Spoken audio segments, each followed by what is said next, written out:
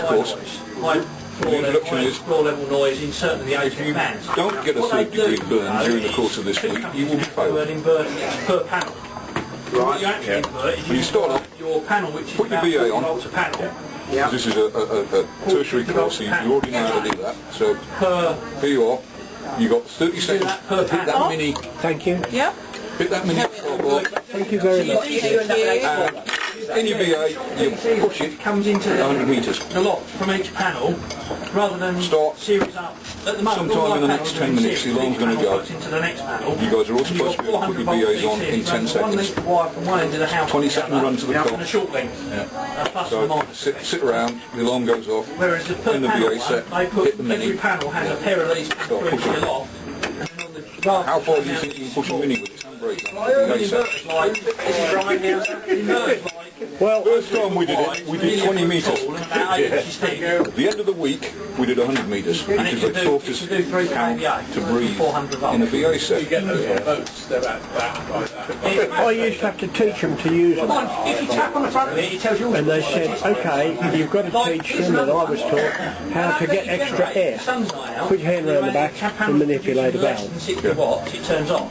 But you only need Turn back that on until you produce 100. if your exertion rate goes up. How do you get them to do that? Run up the bloody 2 stories and back down again. And they start whistling because they're positive pressure sets and they're whistling. Got to put their hand around the back and get the extra air. They reckon I was a masochist teaching them. In those days, it was jolly good in Northampton because Timpson had got a big fire brigade. Yeah, with a Land Rover. Express lifts have got their own fire brigade. We had one. By the way, the Timken Land Rover is still about. The Timken Land Rover is still on the way. Kilowatt hours, that's... Yeah, well, you know what? We had a proper. We bought our fire engine from Colchester. It was a complete, fully equipped one, and we even had a Coventry Climax trailer pump to go on the back of it to back it up a bit. When I went down to Wiltshire and got involved in the new factory down there, we had sprinklers. And the insurance inspector came I've got wires to each one. and he said to me, how long does it take for the fire brigade to come? I don't bloody know. Oh, well, he said, let's find out. So he opened the valve and set it all up. didn't he? bloody creamy. Well, the fire brigade, of course, there was a standby lot from the local meat factory. So they had to finish their jobs there, get over to get to the fire station, and then come up in the bloody thing. And he said, thank you very much, now we know. Well, I bought this one from Colchester, and I thought I'm going to have a lovely run back because if there's any traffic jams, I'm just going to turn my little blue light on. But sadly, just before I left, the last thing they did to it was to take the blue light off it. They did leave me with the bell though. When I was very young in Oz, we were working one night on our racing motorbikes, and there was a knock at the door. So we opened the door, and this bloke said, you Blake's mechanic? I said, yeah, well, what's the problem? So he told us the story. He'd come down from the west somewhere in Queensland to pick up this Land Rover fire tender. You know, the usual thing. And they had given him the siren. Unconnected. Could we connect it for him? Yeah, we'll do that for you in the middle of the night. So we got it in the workshop, did all that, and then in the local paper, in the daily paper, you read where a fire siren went off in the various towns on the way going, and nobody knew what it was. You realise that if you go into an office and you'll see there's fire extinguishers around, you know what you're not allowed to do? You're not allowed to use them. Well, no, somebody has to come in when the fire's raging and say to you before you touch it, have you been trained in the use of it? We had Don't start that one, Bob. They're doing that at work at the moment. started smoking at work last year. We shut the door on it, and I went off and I picked up the second nearest correct fire extinguisher for an electrical fire, which is a CO2. No, you're not allowed to use CO2 anymore. Try powder only on electrical. Not allowed to, you're not allowed to have a CO2 in your workplace anymore. They're illegal. In the workplace. And I picked it up and I took it there, and the first thing somebody turned around and said to me, "You're not allowed to touch that. Not allowed CO2 in the workplace anymore. Not allowed to touch a fire extinguisher." They're training all of us at work how to use them. We had the fire service down the other week for it. Did you know that you don't have to have any tax on a fire engine? It's non-taxable.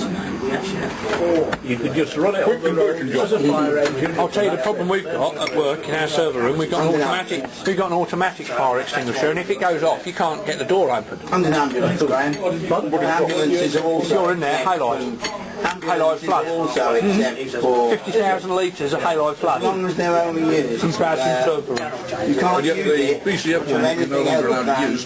a fire appliance or Yeah, I an know. ambulance. That's right, yeah. You know about the bloke at Heathrow? So you couldn't use it Aircraft landed, take your own in. That's taxable. on fire. He ran up with CO2, but hit it, got killed by the exploding disc. From one fire station to another one. Yes, yeah. But you couldn't if they were just taking I you mean, home. see, we're trying to always know what extinguishers were. Oh, this is one of those stupid insurance things, though, isn't it? And you did that by colour. It was jolly nice not All to the have to extinguishers are red now. MOTs got some stupid little or pictogram on anything them. like that. It was great. Meaningless. Ah, well, we got a load of new glow-in-the-dark signs now. They've come round and they've taken out all the old ones that might contain radium. Well, no, we had hundreds of them because all our offices, you see, are, because it's a stately home, you're not allowed to, there's certain things you're not allowed to do. And up until, it's only in the last 6 months they've been allowed to put in proper emergency lighting. So every emergency exit has had high-vis signs on the wall, on the frame above the door, high-vis signs on the door. And what do you do when you push the door open? You put your hand on, almost onto the sign. And they've been round testing them all in the last 3 months and replacing them all with this new super-duper stuff that requires its visibility from natural light. There's no... You know how to really upset these people? Start talking about homeosis and radiation. You don't get food or anything, it's near enough free. It's, we upset them anyway. you've got to hang around for it. They put one in our office, And you may have and I found that if I keep my hand held, I can make it switch on and off. I can make the emergency light come on and off by itself. We know about things that switch on and Oh, off, it's don't fucking we? brilliant. Click the radio, and the light comes on. Click the radio, the light goes off. Click the radio, the light comes on. What they do is they use RF over mains to control these lights going on.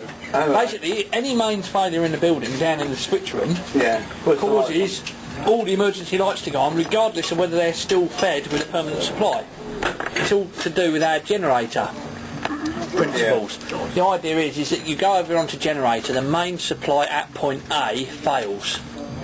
Because the main supply at point A fails, you're on generator, so you will have mains still on 50% of the building, on sockets and on... We're going to have a group photo.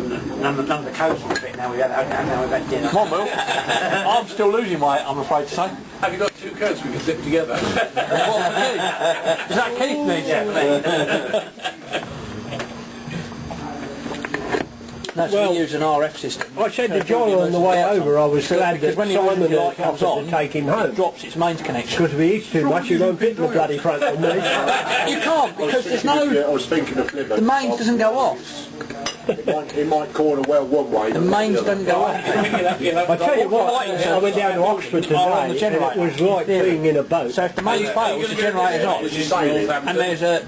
We've got The wind today was terrible, causing 2-foot side slips. for 5 minutes on our building for the generator time. So the Yeah, I know. drops, the battery UPSs kick in, the generator comes on. But when the generator's on, you don't want the office lighting on. You go down to minimum load, which means you put the emergency lights on, and that's done by RF over the mains. He did say